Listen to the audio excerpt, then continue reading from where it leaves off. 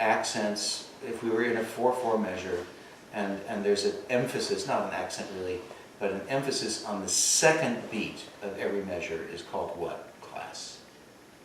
A saraband.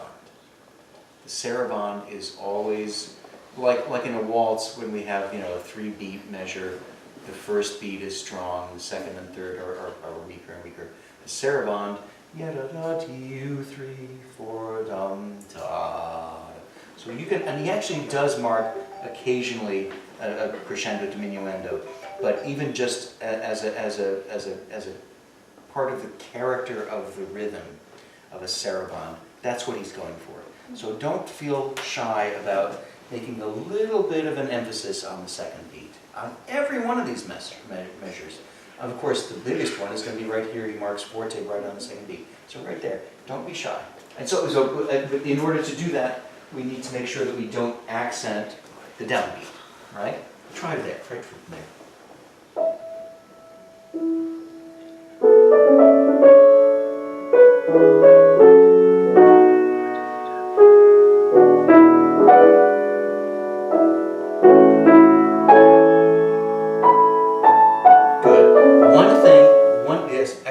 One thing I want to try is, and I'm not sure why it is you do this, but in order maybe to make it less percussive, you tend to play the left hand first before the right hand. Is that something conscious that you're doing, or is that just a habit that we've come into?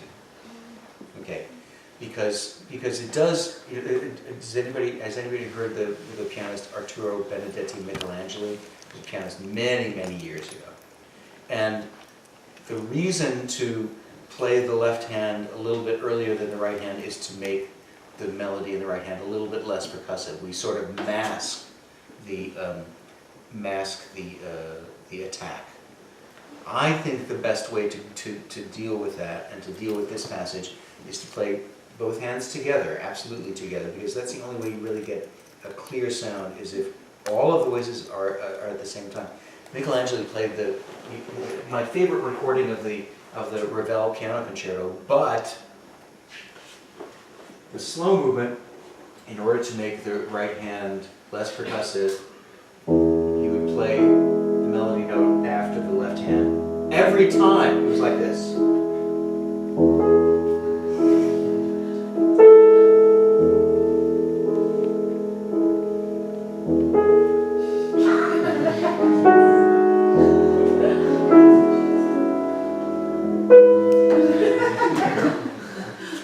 That for 7 minutes? Really? Really? Seriously? But I mean, I understand his desire to do that. So because you know, we have to deal all the time with the idea that the piano is a percussion instrument. We try to make it less percussive, and you do so beautifully. You know, you have a beautiful sound, and you are always very conscious of the balance, etc. I think in order to bring out the melody, we don't want to break the chord so much. So we want to make sure that, you know, we can bring out the melody. We don't even have to play the melody louder, but we play everything else softer, as we did with that first passage, the 2 against 3 plays. Can you play this passage again?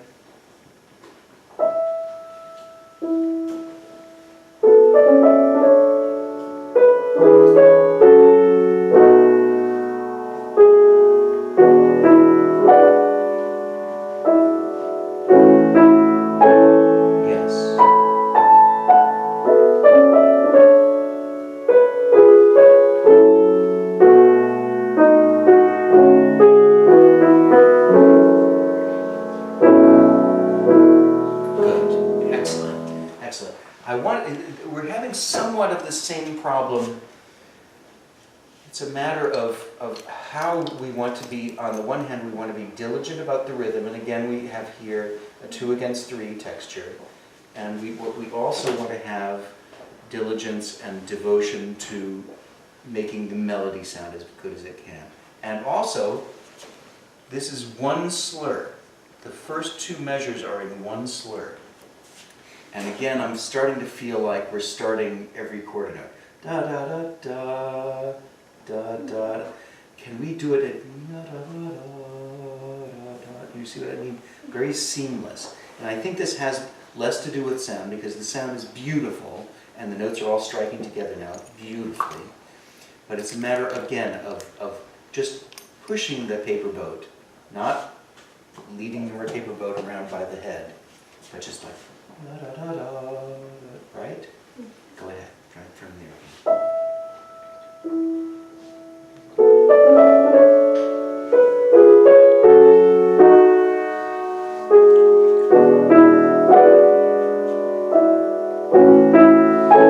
Good, excellent. One more thing here. One more thing here. I'm sorry, Katherine. But here, this one is. Remember what I said about every note that we play dies? And how we make a phrase then has to do with taking the sound that we are left with as the dying note, and so do we want to make the next note louder or softer from that point in order to make a connection? Here, we actually don't even get to play the first melody note of this new section.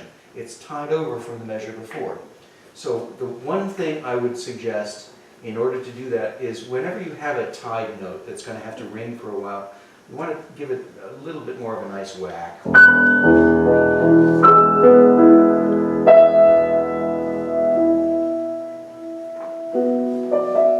See how, so there was still some sound there. When you play it, sometimes it's, right? So in order to we have to still hear that high E. And so everything has to be softer, at least to start off. You hear that? It was still continuous. It can't be this, right? Part of the problem is, again, we see the dynamic, and because it's a new dynamic, we want to start playing piano instead of pianissimo.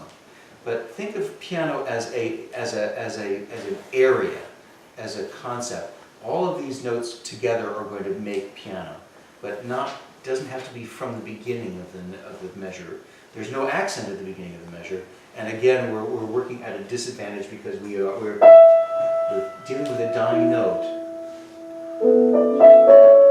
So we have to make sure that everything below that, you still hear the E. We still have to hear the E, so that means that everything below that has to start even less. Start from here one more time.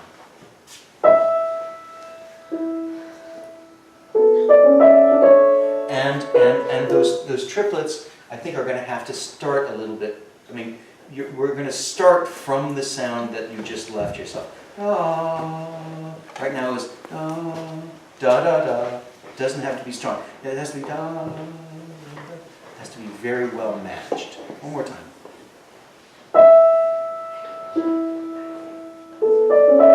That's beautiful. That's beautiful. But you hear how everything that we do, every way that we shape, has to be awake and alive to everything we are hearing at the moment. All pianos are going to be different. The way we play it, the way the room sounds, we always have to be paying attention, not to the way we prepared things so beautifully as you did, but we have to be paying attention to how it sounds in that moment and how we need to adjust to that. We're going to stop now, Katherine, but I really appreciate your wonderful work.